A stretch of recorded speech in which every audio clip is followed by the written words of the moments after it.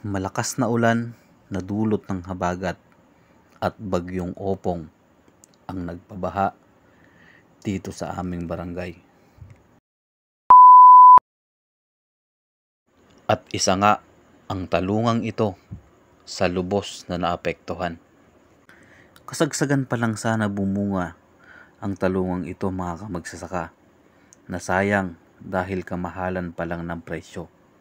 At dahil nga sa walang patid na pag-ulan, alam ng ating kamagsasaka na si Armando na mamamatay na ang mga ito. Kaya naman, tinaniman niya na agad ang pagitan ng mga ito ng okra na kilala sa pagiging matibay sa tubig. At nang tuluyan nang mamatay ang kanyang mga talong at paghupa ng mga ulan, tinanggal na niya ang mga puno ng talong, gayon din ang mga balag nito, at kasabay nun ang paglitaw ng masigla at lunti ang mga okra.